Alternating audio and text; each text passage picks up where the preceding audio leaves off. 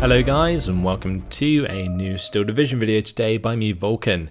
Today I have for you a 3 vs 3 on Sainte-Mère-Église, and in this one I'm going to be playing the Festung Grosse Paris Division, and so is Haymaker, and so is Betts. So joined by both of them again in this one. We were just playing together, trying out the new divisions, and this time we're up against KD Laker, Black Dead and Doc.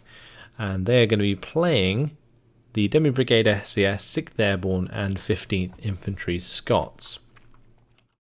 So we have a reasonable amount of different divisions here to play against, whilst myself, Haymaker and Betts, we're going to have a fun time spamming them with our Ju-88 bombers, which is one thing that I think is actually very strong about the Festung at the moment, and probably the least talked about. I think it will definitely be figured out pretty quickly by a lot of people, but going into the game I'm not sure many people really realized how strong those bombers were going to be. I think it mainly comes down to their lack of cost. Like, they're pretty cheap. They're 125 point bombers. They come with tons of bombs. I think it's like 28 bombs, and they can just like flood an area with those bombs, like proper carpet bomb, and pin units down, which is very, very effective for you to then run them down and make them all surrender. And that's something that I think you will see quite frequently in this game, and I'm going to obviously focus along the whole map where I can to show that off to you guys. But yeah, the main sort of purpose of this video is to really show off some of the strengths of the Festung, and some of the new units, of course, and actually show them in action as opposed to going through my previews that I have done previously. So let's have a look at some of the units that I'm putting down. On this right side I've got Beverungs, I've got the Landeschützen, and I've got the Feldgendarmerie. I've got also a Panzerschreck squad in there. I've got a Pack 40 for the sort of mid area, just so that I can cover this open ground best I can. Got a Feldgendarmerie with those guys as well, and also a Landeschützen just to sort of, again, hold the front line forwards. That's mainly what they're useful for. Another unit of Beverungs here, and a Panzer B2 to come up and sort of provide some armour support to that right side. My plan was actually to be relatively defensive at the start of the game, not try and go too deep into enemy territory, but either way, I was just hoping to see what I could do with the different infantry units in this sort of scenario. The right side of Sainte-Mère-Église is an interesting one in that it provides lots of different types of terrain. So you've got the open sort of fields here. You have the close range fightings between the buildings, and then you also have sort of medium range engagements through the tree lines. And that works very well for testing out all the different things. So on the right side I ended up also bringing in a Panzer 1, so you're going to see that in action, and I've also got myself some AA here as well. So those two AA guns are going to be coming in and dropping off. Meanwhile, Bet's going to be going into the town, and Haymaker on the far left side. So if I just shift these, you can see all the commands that I have. Not going too far up, not trying to push for the enemy's buildings or anything, otherwise I have the potential to lose quite a few forces. These Kubels here are going to be unloading very shortly, and they have my Flak 39 AA guns in them that are going to be pulled into position and provide cover throughout the rest of the game. Now, the reason I chose the Flak 39s at the start is because they are actually pretty good at providing ground fire support, so that's what I was hoping to do. My Pack 40 does manage to find a half-track kill early on, and I also managed to get the transmission damage one-shot onto the Churchill 5 here. But that Churchill 5 does have the HE that's good enough to knock out my Pack 40, so it does manage to pin down the Pack 40 in 2 shots, even though I knocked out his driver there. And I'm going to be forced to fall back that Pack 40 before he starts to use fire position. So my Panzer 1 has moved into position. I've got to be a little bit careful about this engagement due to the honey being there. But the Beveraung's going to be moving up now to advance onto the rifles before they get absolutely annihilated by the AVRE on the left side there. And today I learned that a 15-man squad can be one-shot by an AVRE. So those AVREs are very, very strong against the Festung high-strength squads. Now this honey is trying to get very close here to the Panzer 1B, but does have to be careful, doesn't want to get too cocky. Otherwise there's the potential that one of my Panzerfausts, or even the Panzer Schreck, can do the job. Panzer B2 though, in the meantime, is going to start rolling over to this right side. He does find line of sight though onto the AVRE, and I don't want to be showing side armor or rear armor to an AVRE, otherwise the HE, the 30 HE that AVRE can put out, could definitely do a lot of damage to the B2. Now since I don't want these rifles to run down the Landesschützen, I move across the Panzer 1B and the Beveraungs to rip the rifles to shreds. The honey's going to be moved forwards, and he's just going for the kill here onto the Panzer 1B. That's his plan. So I'm going to have to try and hide that Panzer 1B as quickly as possible. You can see me here trying to maneuver it behind this building, get it out of line of sight before the honey fires a second shot, and I just about managed to do so. Spitfire Mark 9 comes and flies overhead after bombing the Pak-40. Does get an oil leak from my AA. It did a lot of damage in the process, and now I have a B2 and my 3-star Puma on the field, and the plan being to use this Puma to take out the AVRE at close range. But before I do that, I need to save both the Feldgendarmerie and the Pak-40. So what I'm going to do here is actually smoke off the Feldgendarmerie, which does block off the line of sight onto the Pak-40, which then allows the Puma to engage it, and when they get too close to the Feldgendarmerie, the AT grenade does the job. So that's great. Now what I can do is go back and assist the Panzer B2 against the AVRE, and hopefully find the kill there. I'm going to have to be pretty close range to actually find a penetrating shot. Otherwise it's just reliant on hitting the side armor once we make it fall back. As you can see, the B2 is actually doing a relatively good amount of suppression onto the AVRE over time. However, the AVRE, whenever it hits the rear armor, is also going to do quite a lot of suppression itself. But with my Puma right here, we're just going to try and go for that kill, or at least the fallback. Here we go, just going to start hammering it. Got to be careful that this AVRE doesn't just blow up the Puma, and I think KD Laker was aware that that could actually happen. So he's trying to go for the shot there occasionally, but if I can get the full back onto the AVRE, I'm not sure there's any coming back, because I can now just run him down. That AVRE showing side armor a bit there, gets driver knocked out as well. Panzer 3 now joining the party, is going to continue to take shots at this AVRE that's absolutely stranded. Stranded with side armor facing as well as we bail it out, and there we go, job done. On the right side also picking off one of the Bren carriers there. So now Befehl Panzer 3 accompanying the Puma as we move up. Beveraungs getting into a decent position here, pushing up, trying to get them into these buildings eventually. But now I'm just getting the Panzer 3 and Puma into a good position to kill off the honey, because taking out the AVRE is actually a pretty large amount of points for KD Laker at the start of the game. So there's going to be a lack of defense for a little while, and I'm just going to try and take advantage of that by moving forwards my infantry. I also managed to find the honey kill there. But with the arrival of this 6-pounder, things don't really go very well. My Befehl Panzer 3 ends up getting shot and killed. And then I stupidly decide to go for a kill with my B2, the Puma, and the Panzer 1. And now this is a 2-star 6-pounder, which is only aiming at 400-500 meter range. So it actually ends up one-shotting my B2 once it comes into line of sight. And that was a pretty damn awful attempt at killing that 6-pounder. What I should have done is reversed, so that I was at 1,000 meter range, then fire positioned with the B2's howitzer to start pinning it down. But I didn't, and the B2 died unnecessarily. So a little bit of a bad play there from me. Panzer 1 though and Puma's going to take advantage of the 6-pound being on the left and move to the right to get line of sight onto Katie Laker's rifles and do some damage. I've also got some more reinforcing infantry on the way. So more Bewährungs. 6-pound is actually going to find line of sight onto the Puma, and I lose that as well. Panzer 1B is just going to continue the fire onto the 6-pounder because it's just too late at this point.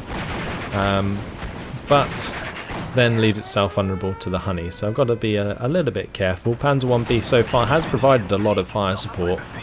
But here comes the Spitfire Mark 9, and that's definitely going to force the fallback. Now in the meantime, I've got some Panhard MGs coming up with the Aufklärer because I completely forgot about recon from the start of the game. It wasn't too much of a concern on the right side since the ranges are so short, but on the left side it would be very useful for giving targets to both mine and Betts' Pak 40s, so that's why I decided to bring it in at this point. It also helps me find enemy recon here with the Panhard MG, which forces KD Laker to move his back. Now I'm in a pretty bad position in that I lost my Puma, I lost my Panzer 3, I lost the B2, and I've also now lost the Panzer 1. Or the Panzer 1's fallen back. And that's quite a lot of points for me to lose at this point, but you've got to remember that I've taken out his Honey and his AVRE, so we're almost even at this point, I believe, in terms of kills and losses. So that's why you're not seeing much of the frontline move here, and I'm still managed to actually take advantage of this salient on the left side with the Panhard MGs, because KD Laker is currently concentrating so much on holding me back here when my Bewährungs and the Landesschützen are trying to make some progress. Panzer 1 eventually gets taken out by the Honey, which isn't a surprise really. The Honey would eventually kill that. It was just KD Laker was taking his time to do so. Also this Panhard MG doesn't exactly get into the right spot and finds itself under fire from a Tripolston and the Honey Stuart. So now I've got to try and get rid of some of these extra units, the 6-pounders and the Tripolston support units. So that's why I brought in an LEFH 16, so I can start to clean those up. And then start to use my Jagdpanzer, or Panzerjäger, sorry, and the Panzer 39. So Honey here comes to sort of move up and try and surrender the Bewährungs, but I don't think KD Laker realised that I had command here, and therefore the Panzerschreck just manages to get the kill as that Honey pretty much suicides. I also get the 6-pounder kill there into the forest. With the LEFH, and this Panhard's still causing a salient, even though this one is now dead due to the Honey sneaking around there and finding that kill. But Panzer 39 now on the way just to provide some infantry support against these rifles as my Landesschützen continue to engage. And it turns into a complete grind on this right side. Meanwhile in the mid, Betts is doing very, very well against the airborne paras and the command tetrarchs and the airborne leader here. The 6th Airborne actually struggling against Betts' high numbers of infantry in the town. He's also been using these LEFHs to great effect, as well as the JU-88s, and the next time those come in I'll try and give you guys a look at how effective those bombers can be. So the Churchill 5 eventually comes out to play and starts hitting the Panhard MG here. My Panzer 39 has now moved up with the Panzerjäger, and they're going to be hitting this Honey, eventually finding the kill. The Bewährungs have moved up onto these rifles, but the Panzer 39 is here and ready to help out. So we're going to be ripping those to shreds, and that's going to save the Bewährungs. Pak 40 here, that's going to be finding line of sight onto the Churchill 5, which is attacking the Panhard. Churchill 5 going to be missing its shot onto the Pak 40, and well, it looks like KD Laker there was a bit lucky that his Churchill 5 didn't get forced to fall back from that second shot, otherwise the third shot most likely would have got the kill, but either way, starts falling back, falls out of line of sight, and my Pak 40 does not get the kill in the end. Panzerjäger 35 moving over to the right side now to get line of sight onto the Tripolston, whilst I'm also hitting it with the LEFH. And since we moved into Phase B, it's time to start bringing in reinforcing AA. So I've got the Flak M36 on the field. And these guys are very interesting indeed, because they're basically, you know, flak 88s, but they don't have the AP value. And I'm going to be relying on these just strictly as AA. And they're just very good for helping force these Tempests to fall back. And you see the Ju-88 there has just done a successful bombing strike onto these airborne paras and the airborne leader here. And the plane then got forced back. It's weird with the Festung Großpally division because it sort of seems like a 16th Luftwaffe that has a bit more bite, in that you actually have access to some decent tanks in the later phases. But Trax Wheels damage there onto the Churchill 5. Pack 40 eventually going to find the kill. Panzerjäger here does get internal fragments after engine stalling the Crocodile with a side shot. But yeah, not too much else going on this right side at the moment, just the Churchill and the Honey taking pot shots at infantry. And I've also brought in a LEFH-16 to join my other one. So another flak M36 coming in here with this SDKF Z7. And I've got another Panzerschreck on the way, since they've done me a lot of favours throughout this game so far, provided a lot of presence. So you can see this Panzerschreck quite far up, going to be trying to help against any pushes that KD Laker makes.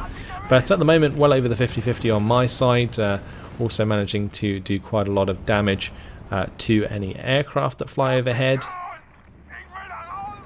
And I did mention that I'll try and show you guys some of those effective bombing strikes from Betz. But as you can see, he has managed to take full control of this town. Absolutely reduced it to rubble, but taking it over nonetheless. So here we go, another two Ju-188s. So these guys, they have... Let me just see if I can show that to you guys. The information panel not wanting to work. I think it's because they're falling back, but there you go, there's a bombing strike. Pins down both the Tripolstons, the air landing, the infantry is just able to move forwards freely, and that's what's just been so damn effective with the Festung so far. I haven't been using the bombers throughout this game, and I've still made quite good progress as well. So this division, pretty strong at the moment, for sure. But I'm not entirely convinced of its pushing power in Phase A and B, especially on more open maps. And my Panzerjäger 35, when it was trying to fall back with its internal fragments, got its Trax wheel destroyed, so it's just completely useless sitting duck there. Panzerjäger 35 on the right side though, just going to be trying to help out pin down some of the rifles, whilst my artillery goes to work. That Panzerjäger just waiting to die. Now Humber Mark III does go down to my Panzerschreck here, and this Panzerschreck squad does a lot of damage to the rifles as well, even gets some internal fragments onto the command steward, which was nice. Now I'm going to be trying to get my Russian troops into the face of the rifles, because at 100 meter range they have a lot of HE that they can put on target, and you can see they will decimate these rifles. So just going to be trying to run those down. The Verungs come under fire from the Honey, but I'm going to be trying to finish off those rifles where I can.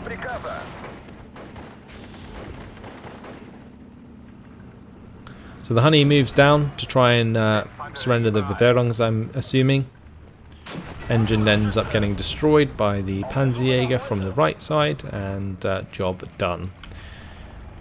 Also got a Pack 40 on the way, that's going to try and kill off this Crocodile for me at close range. And now I'm going to be relying on my own Ju-188 bomber. So I was correct, 28 bombs they have, 5 HE. They certainly leave a spread, I tell you that much. This time I'm just going to be going for quite a greedy bombing strike onto the enemy's 25 pounders. So the Tempest actually ends up overshooting. The Ju-188 has some front gunners, so I actually do quite a lot of damage to the Tempest in the process. But ultimately the 188 survives, and I get a pretty nice bombing strike onto the 25 pounder to silence that for the meantime. Now since I'm against the 15th Infantry Scots, I know that they're not really going to be relying on sextons and armoured artillery, so that's why I went for that bombing strike. If it was like a Guards Armoured or even the 7th Armoured, it probably wouldn't have necessarily been as good of a choice. But anyway, you can see I've brought up the S307 pack now, the 3-star veteran one, and that's going to try and help me deal with this crocodile. We did already hit it with a critical there, got the weapon jam, so that's completely ineffective. And now comes in more bombers. 2 of those are Betz's on the right side. My one hits the left side here onto these rifles. You can just see how much these guys get pinned down and how much damage they take as well. Bet's being cheeky, trying to use his front gunners to do some damage to the Tempest, but they only have 1 HE, so not really going to find a kill. And now those 25 pounders firing away once again. I've also got a D520 in the sky, which is going to help by strafing some of the rifles on the ground.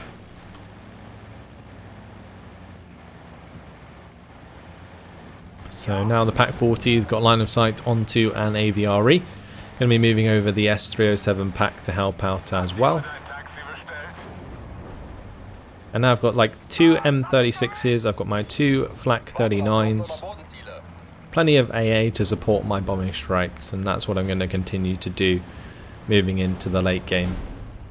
You can see over on this left side, Betts is bringing in more of these JU-188s. And they just go to work. Crazy bombing strikes. Absolutely annihilating anything in their path. Very, very good bombers. And they're only 125 points apiece. Now I feel like after I show you guys this video, everybody's going to jump into multiplayer games and start spamming out these bombers, which could be quite obnoxious to play against. What I'm hoping is that they will sort of nerf the price on them, increase the price a little bit, and then they won't be so bad to play against. But at the moment seem pretty damn good. So that artillery is doing some nice work, has managed to pin down the Pack 40. I'm going to have to back off with the S307 and pack as well to make sure that I can control where it retreats to. And on this left side in the meantime, the SD Gev Z7 is running down some rifles. Churchill 5 going to be opening up onto that. Meanwhile, Betts' Panzer 40 is coming over for, I'm assuming, a side shot or even a rear shot, but ends up getting hit by what I assume to be a 17 pounder. Yep, and that does the job. So Russian Liberation Army doing some good work in the forest here. Let's get right down into the action. Might affect my frames a little bit, but they're firing away with their DP. Awesome stuff.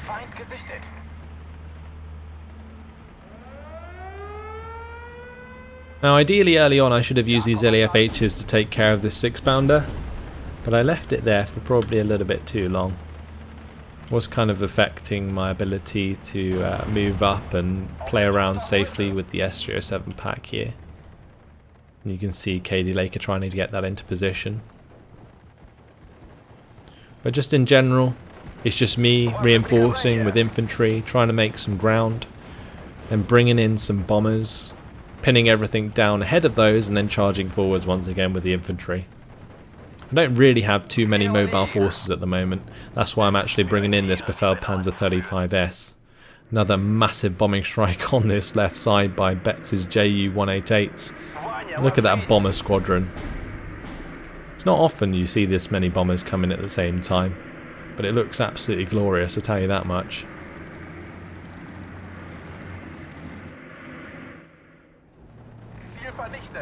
So 6-pounder eventually gets destroyed by my LEFH-16s, and now my infantry continues to engage KD Laker's infantry.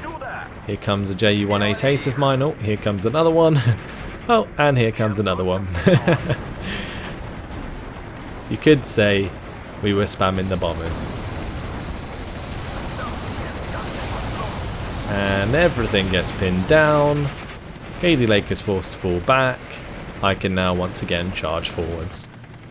So the Befehlpanzer 35S arriving in good time to try and take advantage of these running rifles. And that's just going to allow my infantry to continue their attack moves forwards. S307 pack is still trying to take shots at the enemy crocodile and AVRE. And yeah, made a nice little bit of ground there on the far right side, which pushes us to a +3. Bombing strikes come down on top of the Churchill 5 there, that goes down. Typhoon AT gets killed off by my D520. Another Ju-188 coming in, gonna bomb out the 17 pounder here.